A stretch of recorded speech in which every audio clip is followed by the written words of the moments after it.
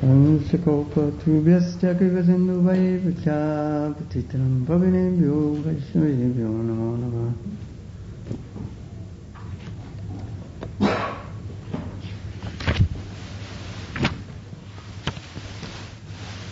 We've recently begun the pastimes of the story of Maharaja Prthu, and Maharaja Prithu's pastimes begin with his father, who was such a bad king. His name was what? King Vena. King Vena is synonymous with cruelty. The name is synonymous more or less with cruelty. Because as we read previously, his mother was the daughter of death personified, and there's nothing more cruel than death in this world. Death is merciless. When someone is dying, even if so many people will suffer due to his death, death doesn't care at all. When it's time to die, death will come and take us away. So cruel death had a daughter, and that daughter was the mother of cruel King Vena. And when the king, Maharaj Anga, understood that his son was so cruel and bad, he would even in playing kill his playmates. I want to imagine how bad the boy was. So immediately when he understood the mental condition of his son, the mood of his son, he went for the forest and gave up to be the king. The result of that, unfortunately, was without a strong government, Maharaj Anga was a strong governor, the thieves and rogues and cheaters and plunderers began taking over. And the sages who understood the need for good government, they decided to give King Vena a chance, although they knew his nature, so they installed him as the king. And immediately, when such a powerful yet cruel king was placed on the throne, the thieves became frightened, the plunderers became terrified, the murderers slunk out of view. But Maharaj Vena did not only do good things, he did horrible things. He stopped all the sacrifices. Basically, he was demonic. And in his demonic mood, in stopping the sacrifices, his mood was, no one should worship God. The king is the representative of God. Don't worship the demigods. Everything resides, everything is complete in the body of the king. Me. So all sacrifices, all religious performances stopped, and everyone's duty is just to worship me. So when the sages saw how he wasn't doing well, and they understood the future would be horrible with this king, they went and pleaded with him and told him that wasn't the proper way. They very humbly spoke to him. They told him this is not proper. And yet he refused to listen to the good advice of the sages. And the sages then, using mantras, they cursed him, and he died. And immediately the thieves and murderers came out of hiding and began disturbing the citizens, and the sages again thought of what to do. So with their incredible mystic knowledge, they did not want to waste the seminal line of Dhruva Maharaj, whose descendant was Maharaj Anga and also Maharaj Vena, because in that line there were such powerful kings, and to actually rule properly, one has to have power. An ordinary clerk or something, he can't be made a king. He has the wrong mentality. Not an ordinary person. There's a story, not story in the sense of fiction, but how when the Soma. Chanakya Pandit. He had some altercation with the king. Chandragupta. That was the Maurya dynasty. Yeah. So somehow he was insulted, the Brahmin Chanakya Pandit, and he took down his sikha was tied, and he untied it and said, "I will not tie it again until this king is removed. It's gotten out of power." So he left the city, and one day he saw what was the name of the king to be? Chandragupta Maurya. No. That was the king to be. Yeah, it was Chandragupta, and the other one was, I can't remember. Magad. Huh? Magad, the kingdom of Magad, he was angry with, and Chandragupta, he trained him. Yes, he trained him. Magad is where? Is that Bihar? Yes, place of Jarasandha. So when he saw that there was this Chandragupta Maurya, he saw him one day playing with his friends in the forest, and he had such an ability to command, and everyone naturally listened to him. He understood that this was a suitable candidate, and he trained him and actually overthrew the dynasty. So an ordinary person can't be made the king. It has to be someone who was very commanding, who is religious, is powerful, Ishvara Bhav, it is called, has the charisma for leadership, and plus religiousness, plus the different qualities, dhanam, Ishvara Bhavam, cha, shatram karma, swabhava ja. Giving charity, very generous. Even that Jarasandha was so generous in giving charity. Powerful. Astikyam.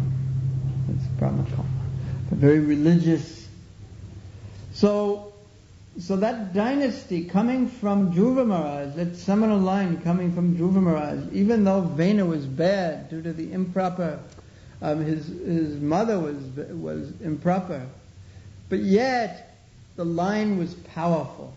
So the sages decided to rectify the line, and using their mystic powers, they churned the body of Vena until the sinful activities were first removed with a bahuka, a sinful person who they sent to the forest, and then after that, by continuously churning the legs with their mystic powers, continuously turning the legs of Vena, then Prthu Maharaj and his wife Archie, who both were Shaktavash avatars, the potency of the Lord, the Shakti of the Lord for ruling, had entered into Prthu Maharaj. So he was empowered by Krishna to rule the world, and therefore he is called Adiraj. So when we're hearing the next chapters, and there's quite a few of them, this is one of the longer sections of the Bhagavatam, we'll hear this philosophy, but also there's a lot of information on ruling, on how to rule. Why is it required? The Bhagavatam is Paramhamsa Samhita. It is written to bring us to the highest level of spiritual life. Why is so much information on ruling there? Because in society, unless the society is governed properly, it's so hard to make spiritual advancement. If people are too poor, then they cannot think about spiritual life. If people are too disturbed by anxiety, by disease, pestilence, war, or whatever, they can't think properly about spiritual life. So therefore, the proper governance of a kingdom is so essential, not for only material life, because if someone is extremely advanced, his material situation doesn't affect him. But for us mere mortals, we are so much affected by our surroundings. And when the surroundings are impious, disturbed, when the taxation is too high, when there's no principles, religious principles on which the government is being based, then everyone's mind becomes so disturbed, it's just so hard to make advancements. So therefore, it's very important that there be good governance. So the Bhagavatam explains the principles of good government in several parts, but perhaps especially through this section on Prithu Maharaj. Also in the first canto about Yudhisthira Maharaj, there's a lot on government. And Parikshit Maharaj also on government. So we ended the last classes on chapter 16, the first 3 verses. We read those wherein Prithu Maharaj was going to be coronated as the king, and he was being glorified. But as he was about to be glorified, he said, "I'm just beginning my kingship. It's not proper to glorify someone before they've done something. So you wait." And through this, Prithu Maharaj was explaining that before someone glorifies an ordinary person as being God, a so-called God or Bhagavan, they have to act in a most extraordinary way. Not he's God. Later on, he'll do something wonderful. Now we'll call him God and we'll praise him and flatter him. No. First, perform wonderfully, and then receive the glorifications of being wonderful. So Prithu Maharaj told this to the poets and reciters. Don't glorify me in this way. But yet the sages told these reciters, yes, you go ahead, because we understand who he is. So today, Krishna willing, we'll start with text 4 and see if we can complete the chapter, and we'll hear the glorifications that were given of Prithu Maharaj, the Adiraj, that one, the primal king, practically speaking, empowered by Krishna. So when Krishna empowers someone to be the king, how he governs and what he is able to do sets the standard, sets the example for others. So here's the beginning of the glorification in text 4. Eshadam abritam shrishto lokam dame anuvartayan Goptacha damasetunam shashtatat paripantinam. The king, Maharaj Prithu, they said, the glorifier said, is the best amongst those who are following religious principles. As such, he will engage everyone in the pursuit of religious principles and give those principles all protection. He will also be a great chastiser to the irreligious and atheistic. So here is the first duty of a king that Maharaj Prthu is being glorified as performing. There are 3 points here. He follows religious principles, he himself follows, he oversees everyone to make sure that everyone else is following religious principles, and he protects those principles, makes sure that they don't become perverted, and fourth, he chastises irreligious or atheistic principles. So 4 items are mentioned here as to the duty of the king, and they have to do with religious principles. He follows himself, he gets others to follow, he protects religious principles, and he chastises and removes irreligiosity. Here's Prabhupada's purport. The duty of the king, or the head of the government, is described very nicely in this verse. It is the duty of the government head to see that the people strictly follow a religious life, because a life of sense gratification doesn't lead one towards elevation. It degrades one. Everyone comes into this world having so many desires. If we fan those material desires in an irreligious way, we will simply degrade ourselves. Desires are born of passion, and passion acted upon unrestrictedly ends up in ignorance. And even if we have desires or passion, if it is dealt with properly, it can be transmuted into goodness. So religious principles will do that. So a king, it is the duty of the government head to see that the people strictly follow a religious life. A king should also be restricted in chastising the atheists. In other words, an atheistic or godless government should never be supported by a king or governmental chief. That is the test of good government. In the name of secular government, the king or governmental head remains neutral and allows people to engage in all sorts of irreligious activities. In such a state, people cannot be happy despite all economic development. However, in this age of Kali, there are no pious kings. Instead, rogues and thieves are elected to the government. Prabhupada very, very strong here, saying that secular government doesn't mean that it is neutral in regard to religion. Secular government means that it doesn't force, a proper secular government doesn't force the people to be a member of a specific, particular religion. Rather, a secular government ensures that everyone follows some religion and some religious principles, regardless of what that religion is. Not atheism.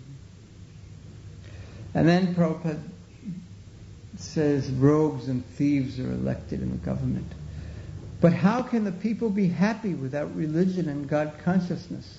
The rogues exact taxes from the citizen for their own sense enjoyment. And in the future, the people will be so much harassed that according to Srimad-Bhagavatam, they will flee from their homes and country. They take shelter in the forest because the taxes will be so high. And the governments will give them so much trouble, they'd rather live in the forest. However, in Kali-yuga, democratic government can be captured by Krishna-conscious people. If this can be done, the general populace can be made very happy. Next verse, glorification of Maharaja Prthu. This king alone, in his own body, will be able in due course of time to maintain all living entities and keep them in a pleasant condition by manifesting himself as different demigods to perform various departmental activities. So he's going to be so powerful that he will not depend upon the demigods, but rather he can do all the functions because he is the Lord. Prthu Maharaj is the Lord. He can perform all the functions of the demigods, even without their help. Venu said, just worship the king, but he was not God, and therefore what he was saying was horrible, anti-religious. But Prthu Maharaj performed the function, was the Lord himself, Shaktavesha avatar. So he manifested his potency and performed the functions of the demigods at different times. Thus he will maintain the upper planetary systems by inducing the populace to perform Vedic sacrifices. In due course of time, he will also maintain this earthly planet by discharging proper rainfall.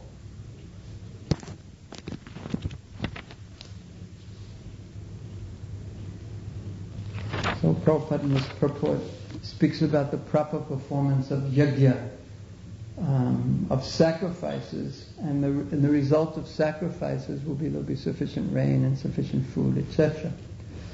Prabhupada explains in the second half of the Purport. Thus the proper execution of yajna, sacrifice, is required. As indicated herein, King Prthu alone would induce all the citizens to engage in such sacrificial activities so that there would not be a scarcity or distress. In Kali-yuga, however, in the so-called secular state, the executive branch of government is in charge of so-called kings and presidents, who are all fools and rascals, ignorant of the intricacies of nature's causes and ignorant of the principles of sacrifice. Such rascals simply make various plans which always fail. And this, we see, is a fact, that there's always a plan a 5-year plan, a 10-year plan, an idea how everything's going to be turned around, some economic plan, economic rationalism, this plan, that plan, make this dam, change this river, increase the jobs, this tax, that tax. But these plans always fail. They don't actually bring prosperity. Prabhupada very boldly says this. And people subsequently suffer disturbances. To counteract this situation, the Shastras advise Harinam, Harinam, Harinama eva kevalam kalo nasteva nasteva gatyanyata. 3 nastevas. Nasteva, nasteva, nasteva. There is no other way in Kali-yuga other than chanting the holy names of the Lord. That is the sacrifice recommended in Kali-yuga. Thus, in order to counteract this unfortunate situation in government, the general populace is advised to chant the Mahamantra. Hare Krishna, Krishna Krishna, Hare Hare, Hare Ram, Ram Ram, Hare Hare. And that makes, gradually or quickly, it makes things very auspicious. Text 6. Thus King Prthu, this is the predictions of the sages, will be as powerful as the sun god. And just as the sun god equally distributes his sunshine to everyone, King Prthu will distribute his mercy equally. Similarly, just as the sun god evaporates water for 8 months and during the rainy season returns it profusely, the king will also exact taxes from the citizens and return these monies in times of need. The process of tax exaction is very nicely explained in this verse. Tax exaction is not meant for the sense gratification of the so-called administrative heads. Prabhupada condemns this again and again and again. How the taxes are taken. There's just different ways, from the graduated income tax to this plan, to the GST, to the VAT, to this sales tax, to that. There's just, no matter what they say, it is just a plan to exact more money from these poor citizens and make their life more difficult, and make the governmental heads increase their salaries. And that was one of the first things that happened last year after the GST was passed. The government people voted themselves a larger salary or something like that, and huge salaries too. But that's not what the government is supposed to do. Tax revenues should be distributed to the citizens in times of need, during emergencies such as famine or flood.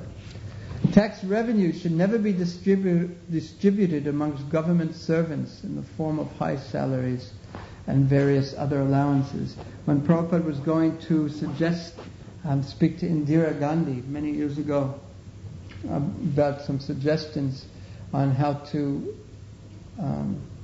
change the government, one of the point was that there should be brahmanas who are in the legislative assembly, because one reason is that brahmanas don't take any salary. They're required not to take salary. So one will save so much money in that way. Very practical consideration.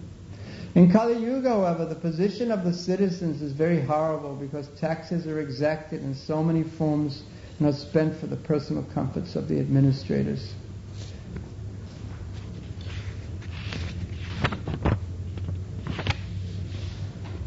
This King Prthu will be very, very kind to all the citizens. Even though a poor person may trample over the king's head by violating the rules and regulations, the king, out of his causeless mercy, will be forgetful and forgiving. As a protector of the world, he would be as tolerant as the earth itself. So kindness to the citizens, not just simply extracting money from them and exploiting them, or lying to them or cheating them, but kind to the citizens and tolerant of their mistakes, yet but very strong. So many powerful and wonderful qualities. Purport. King Prthu is herein compared to the earthly planet as far as his tolerance is concerned. Though the earth is always trampled upon by men and animals, it still gives food to them by producing grains, fruits, and vegetables. As an ideal king, Maharaja Prthu is compared to the earthly planet. For even though some citizens might violate the rules and regulations of the state, he would still be tolerant and maintain them with fruits and grains.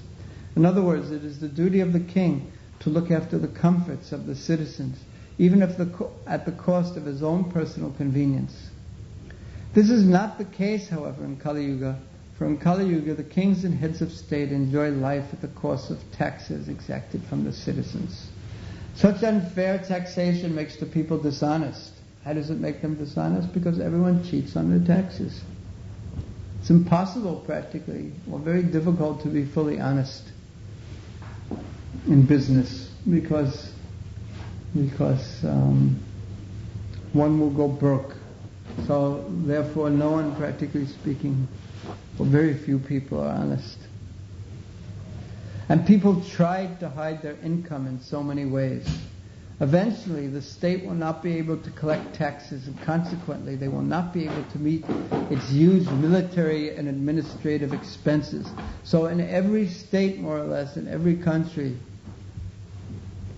these two expenses, military and administration expenses, are some of the largest of all the expenditures. The high salaries, and nowadays, of course, the servicing of the national debt. That means the banks get their money. The people who loan them, the governments are always in deficit spending. There was the governments always spend more than they have, and they have to borrow it. And when you borrow money from people, you have to do what they say, and not only that, you have to pay large interest.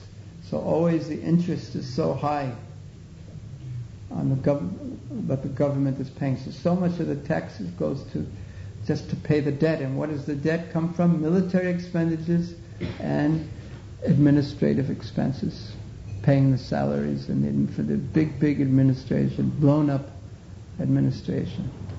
Everything will collapse if they cannot collect the taxes, and there will be chaos and disturbance all over the state.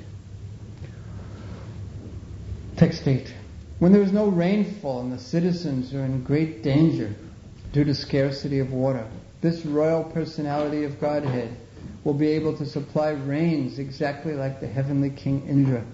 Thus he will very easily be able to protect the citizens from drought. King Prthu, Prabhupada's purport, is very appropriately compared to the sun and the demigod Indra. King Indra of the heavenly planets is in charge of distributing water all over the earth and other planetary systems. It is indicated that King Prthu would arrange for the distribution of rainfall personally if Indra failed to discharge his duty properly. Sometimes the King of Heaven, Indra, would become angry at the inhabitants of the earth if they did not offer sacrifice to appease him. King Prthu, however, being an incarnation of the Supreme Personality of Godhead, did not depend on the mercy of the heavenly King Indra.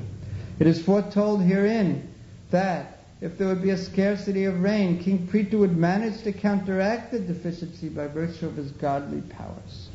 Such powers were also exhibited by Lord Krsna when he was present in Vrindavan. Indeed, when Indra poured incessant water on Vrindavan for 7 days, the inhabitants were protected by Krsna, who raised Govardhan hill over their heads as a great umbrella. Thus Lord Krsna is also known as Govardhana Dari. So, Maharaj Prthu will similarly protect the citizens if Indra does not provide rains, he will organize the rains by his own power. This King Prthu Maharaj, by virtue of his affectionate glances and beautiful moon-like face, which is always smiling with great affection for the citizens, will enhance everyone's peaceful life. Because he's a hero. The people naturally want a king. They just naturally want a king, a hero who is powerful, who they can look up to. It is just natural.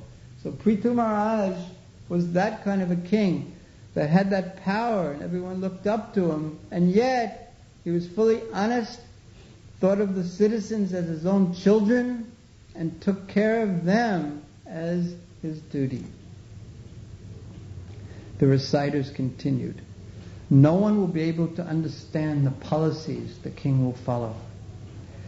So this is the diplomacy and statesmanship. No one will be able to figure out what he is doing secretly. Because kings, when there is a king, there is always some politics. It has to be.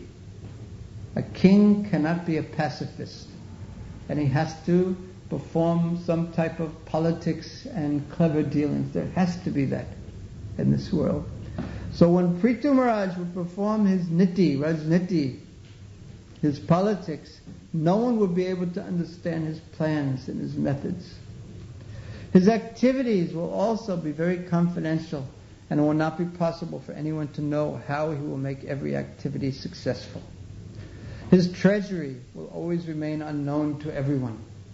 He will be the reservoir of unlimited glories and good qualities, and his position will be maintained and covered just as Varuna, the deity of the seas, is covered all around by water. So no one, just like Varuna is always covered by water, similarly, and no one can plumb its depths and understand its depths. So similarly, the depths of Prthu Maharaj's plans and his treasury, no one can understand. And Prabhupada gives the second paragraph of the purport is interesting about keeping one's finances a secret. Listen to what he says. The word upagupta vitta is very significant in this verse. It indicates that no one would know the extent of the riches King Prthu would confidentially keep.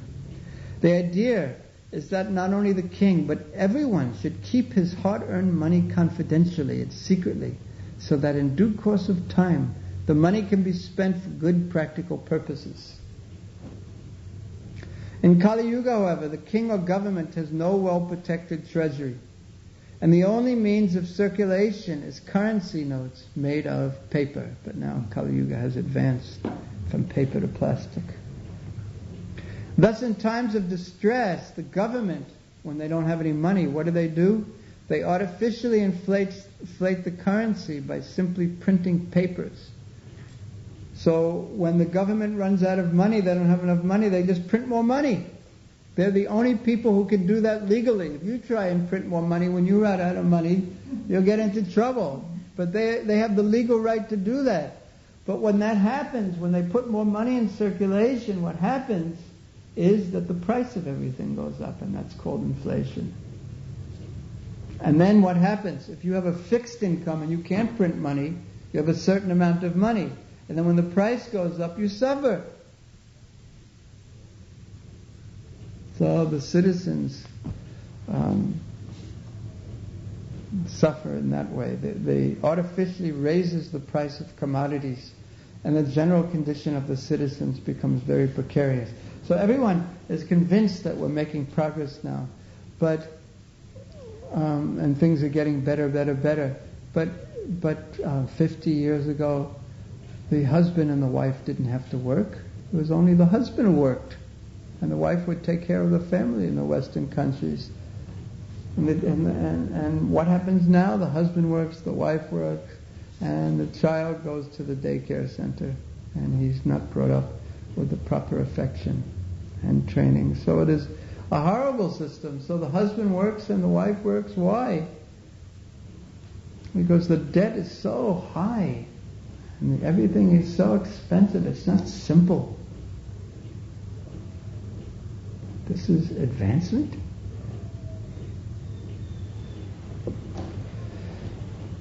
So the general condition of the citizens becomes very precarious.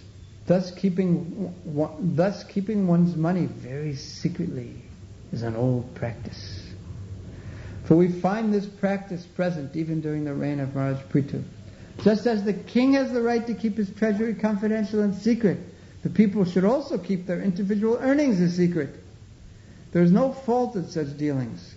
The main point is that everyone should be trained in the system of Varnashrama Dharma, so that the money is spent only for good causes and nothing else.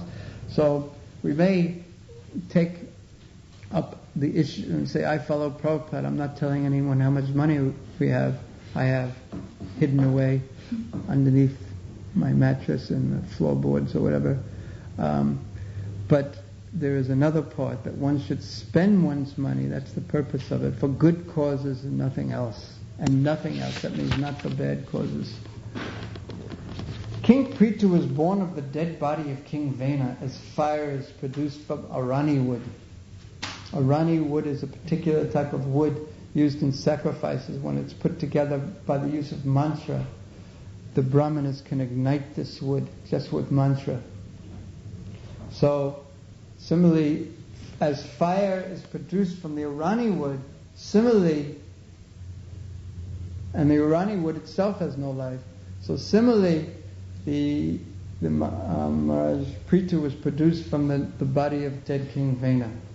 Thus, King Prthu will always remain just like fire. And his enemies will not be able to approach him. Just like we cannot come very close to fire. Unless we are made out of fire, we cannot get near fire. We have to keep our distance. So similarly, Maharaja Prthu will be like fire produced from Arani wood. And his enemies, those who are irreligious, cannot come close to him. They will fear him. He will be so powerful. The irreligious will fear him. For those staying very near him, he will be unbearable to his enemies. For those staying very near him, they will never be able to approach him, but will have to remain as if far away. In other words, he will have nothing to fear from his enemies. No one will be able to overcome the strength of King Prthu. King Prthu will be able to see all the internal and external activities of every one of his citizens. Still, no one will be able to know his system of espionage. This is practical. And he himself will remain neutral regarding all matters of glorification or vilification paid to him. In other words, his consciousness will be fixed on doing the right thing. The right thing he will know because he's empowered by Krishna. He will know what is right and what is wrong for what? For the actual benefit of the citizens. And he will be so fixed on that, and he will be able to ruin any plot through his espionage. He will know in advance any plot against him, and he again represents doing the correct thing. Because soon as there's any kind of kings and power, there's always politics. There must be politics. There's friends and enemies. That's the difference between Brahmins, Kshatriyas, Vaishyas and Sudras. The Brahmana he is very, very liberal and does good for everyone and doesn't even ask anything in return. He gives knowledge, he teaches, and he doesn't take anything in return. Maybe if someone offers him something, he accepts it, but he doesn't charge. Doesn't take a salary, he doesn't charge. Very liberal. And a Kshatriya will also give. He will give protection, but he is not as liberal and open-hearted as a Brahmin, but he demands something. You have to submit to him. You have to surrender to him in the sense of become his person, and then he will give you protection. The Vaishya will give you protection, but whatever he gives you, he will take more. It's the nature of a Vaishya. It's business. And the Sudra, one doesn't give. He's more strictly regulated. So soon as there is a king in power, there must be politics. So Maharaja Prthu taught how to do that politics properly.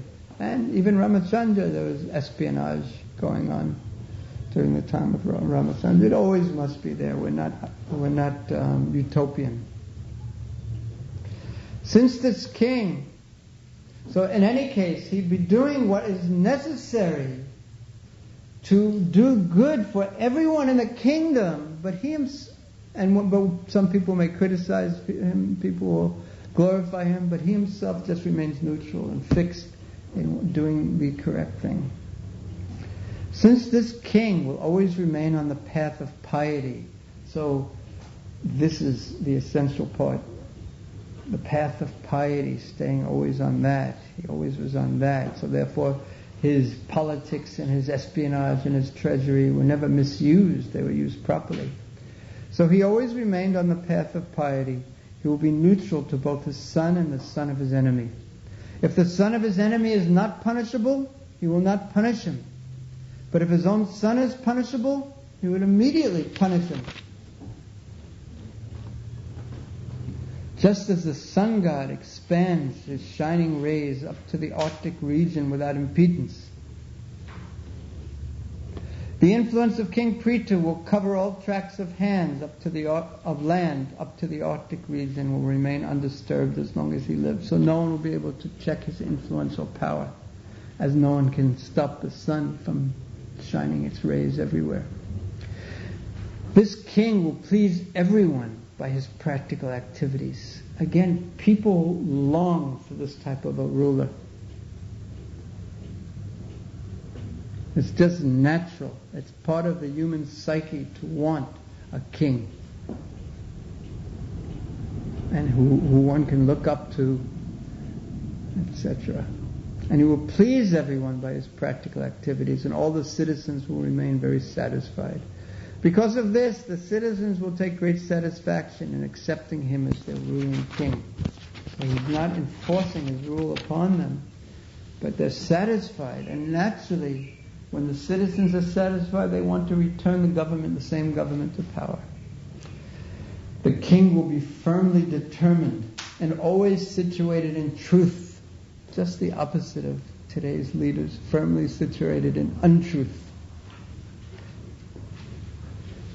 There's an old joke that it's actually about lawyers, but it's true for politicians too. And nowadays everyone is so cynical about the politicians. There's a saying about, how do you know when a lawyer is lying? And the answer is, his lips are moving. And that's how people feel about the politicians as well. Everyone is so cynical about politicians.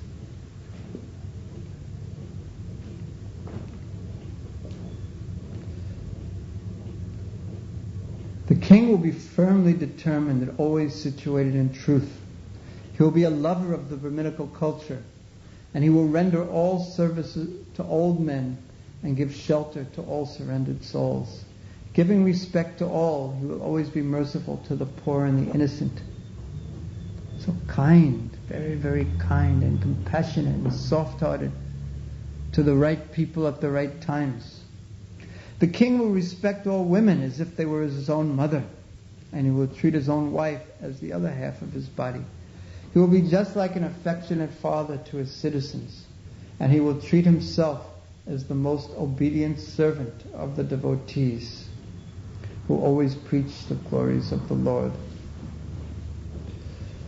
Purport.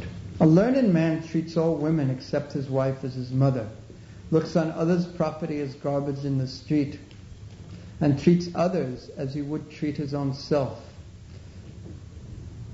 These are the symptoms of a learned person as described by Chanakya Pandit.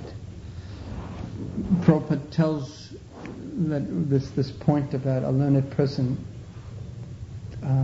treats others' property as if garbage in the street. He tells that 50 years ago in certain places where there was strong government, I think he mentions Kashmir, if someone dropped something out of his pocket, his wallet, no one would touch it or pick it up. And if you came back after hours and hours and hours, it would still be there. No one would touch it. And now people, even if you have honest motives, someone would say, well, take it, I want to give it to the right people. But no one would even touch it.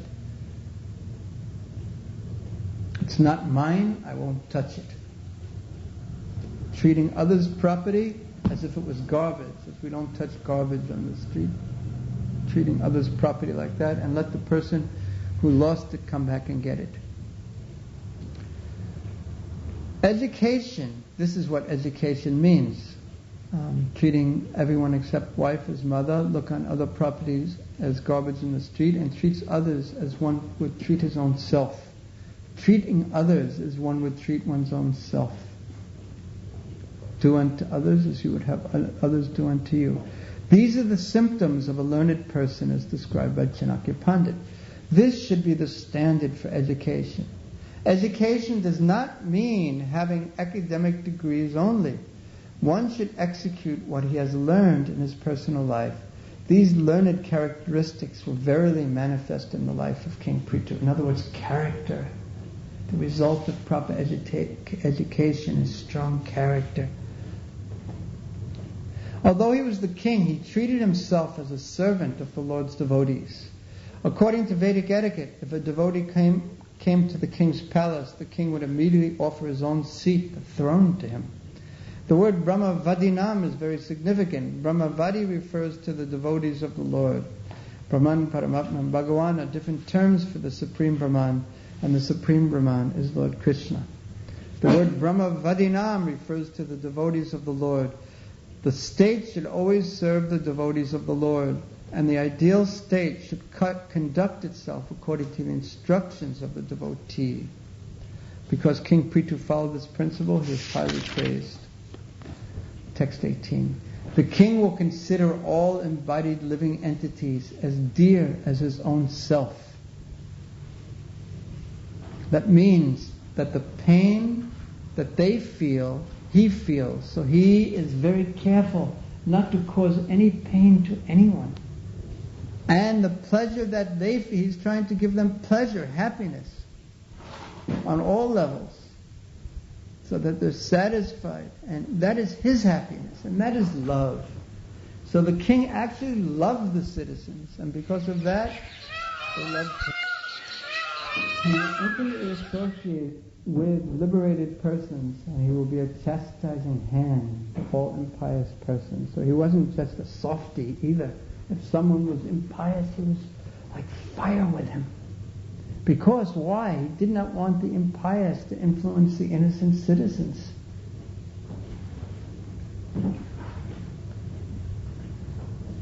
And he would associate with liberated persons. Why? Because his perspective was a spiritual perspective on life, and that comes from association. This king is the master of the three worlds, and he is directly empowered by the Supreme Personality of Godhead. He is without change, and he is an incarnation of the Supreme Lord known as Saktavesh Avatar. Being a liberated soul and completely learned, he sees all material varieties as meaningless because their basic principle is nescience. So he has unlimited good qualities because he's a Saktavesh Avatar, an empowered representative of Krishna. And when he saw the citizens, being a liberated soul and completely learned, he sees all material varieties as meaningless. So when he looked at people, all the different praja, all the living entities, he didn't see them according to their bodies. He saw them as eternal souls on the path back to Godhead. And that was their actual inheritance. That was their actual proper destiny, to be with Krishna in the spiritual world in Goloka Vrindavan.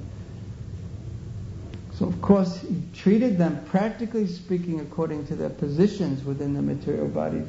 But he saw them as eternal souls and acted for their eternal welfare.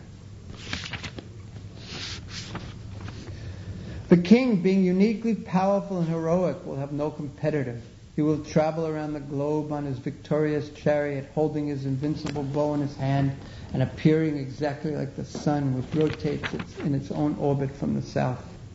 When the king travels all over the world, other kings as well as the demigods will offer him all kinds of presentations.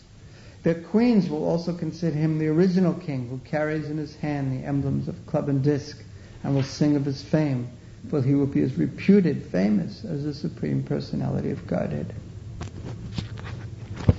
This king, the protector of the citizens, is an extraordinary king, and he is equal to the Prajapati demigods. For the living facility of all citizens, he will milk the earth, which is like a cow. Not only that, but he will level the surface of the earth with the pointed ends of his bow, breaking all the hills exactly like King Indra, the heavenly king, breaks mountains with his powerful thunderbolt. So here, the glorifiers are predicting two pastimes that Prthu Maharaj will perform. One, he will treat the earth like a cow and milk the earth to make sure that the citizens were getting enough to maintain themselves. The earth has to provide that, and under the proper rulership, the earth does do that. And secondly, he levels the mountains, the land, so the agriculture can take place. So this will be described later.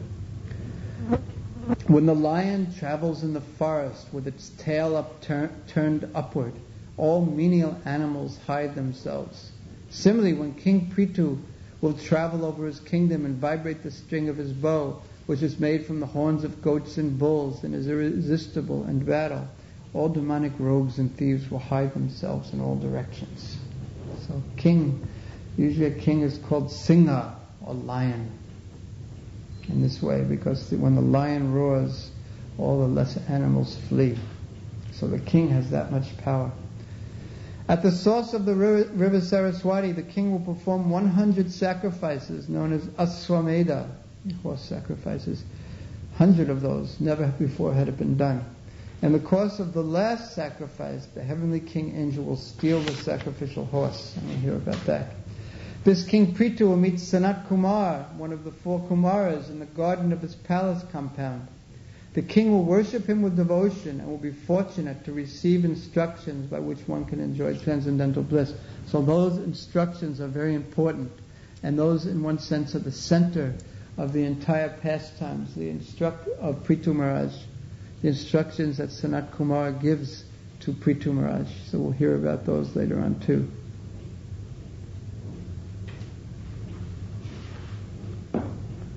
In this way, when the chivalrous activities of King Prthu come to be known to the people in general, King Prthu will always hear about himself and his uniquely powerful activities. No one will be able to disobey the orders of King Prthu Maharaj. After conquering the world, he will completely eradicate the threefold miseries of the citizens. Then he will be recognized all over the world. At that time, both the Suras and the Asuras will undoubtedly glorify his magnanimous activities. So he was, the glorifiers were asked, don't say anything wonderful about me until I've done something. And now they're saying, a part of what they're saying in glorification of Prthu Maharaj, he's going to do so many wonderful things that everywhere, when everyone understands the wonderful things that he's done, he will be hearing his own glories. And even the demons and the devotees, everyone, the Suras and the Asuras, everyone will simply glorify him. Why? Because his activities are magnanimous, they are generous, they are not selfish. They are not selfish, they are magnanimous, they are giving, they are wonderful for everyone. The citizens are actually satisfied. So that's the final verse in the chapter. And we'll read the last paragraph in Prabhupada's purport. The word Upatita Lokasalya indicates that Prthu Maharaj completely uprooted all the miseries of his citizens. Wouldn't it be wonderful to have a king that would uproot all our miseries?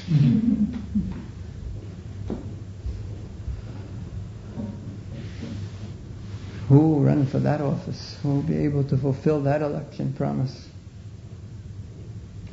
The word salya means piercing thorns. There are many kinds of miserable thorns that pierce the citizens of a state. But all competent rulers, even up to the reign of Maharaja Yudhisthira, uprooted all the miserable conditions of the citizens. In the 10th canto of the Bhagavatam, right at the end of the 10th canto, there was a pastime how in the kingdom of Krsna, in Dwarka, one Brahman's son died, or his sons one after another died, and he complained to the king, it's your responsibility. Everything miserable, it's the king's responsibility to remove the circumstances that put the citizens in difficulty. So in previous ages, real kings were so powerful, and they organized things so properly that the citizens were truly happy. It is stated that during the reign of Maharaja Yudhisthira, there did not even exist severe cold or scorching heat, nor did the citizens suffer from any kind of mental anxiety.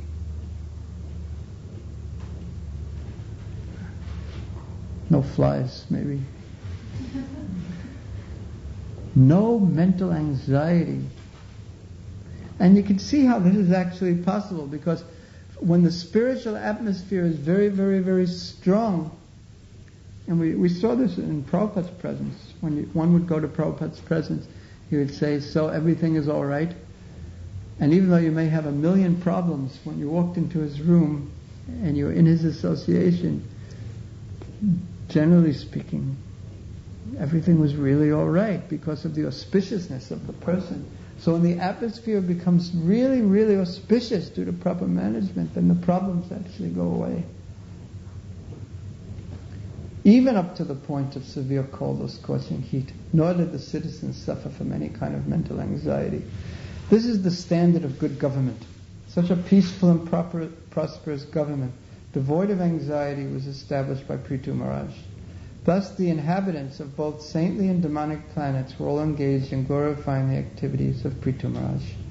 Persons or nations anxious to spread their influence all over the world should consider this point. If one is able to eradicate completely the threefold miseries of the citizens, he should aspire to rule the world. One should not aspire to rule for any political or diplomatic consideration. In other words, it's the citizens, it's for their benefit. The ruler has the responsibility to uplift and protect and be overridingly concerned for the welfare of the citizens. So when one has the power and knowledge and ability to do that, then one can actually rule the world. And therefore Prabhupada said that no one but a Mahabhagavat or a great, powerful, empowered soul can actually do that and rule the world. Okay, we'll stop here. Thank you. Any questions or comments? Yep. Seems kind of interesting that it's reciters are able to predict what actually things that are going to happen in the land King Prthu. Yeah.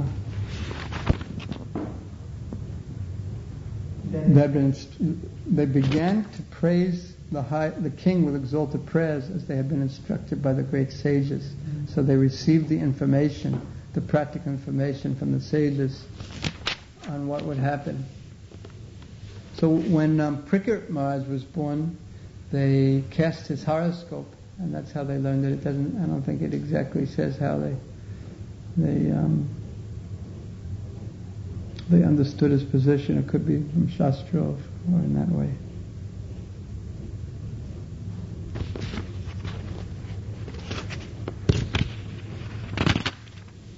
Yep. Maharaja Prthu was initiated by the planet. That he was called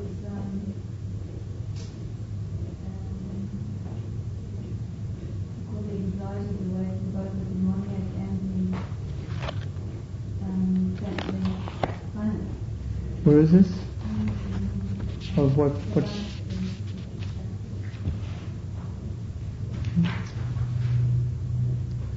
Where does it say that? 1, 2, 3, 4, 5. Thus the inhabitants of both saintly and demonic planets were all engaged in glorifying the activities of Maharaja Prthu. So it didn't say that he took their anxiety away, did it? It said, they saw his glories. As far as I understand, he was the king of earth, like that. It talks about the king of the world, but his ruling was so wonderful that even those on the demonic planets and the saintly ones glorified him. I think that's the point. Yeah, man to respect. Any other questions or comments? Yep. The weapons. The largest physical item of trade in the world is weapons, and it's big business. Amounts to more than 1,000 billion US dollars a year. 1,000? Yeah.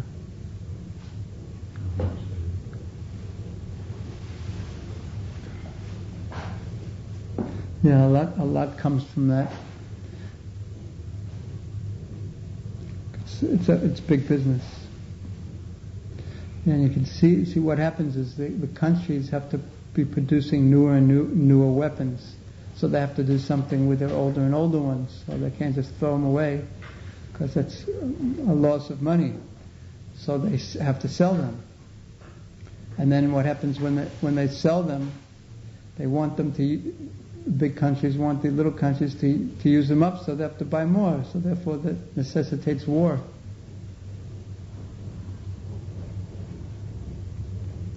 Bad business. Okay, we'll stop. So we'll continue tomorrow. We'll start on chapter 17 tomorrow. Prthu Maharaj becomes angry at the earth. Prthu Maharaj ki jai, Shri Prabhupada ki jai, Srimad-Bhagavatam ki jai, Gaur Bhaktivinoda ki jai.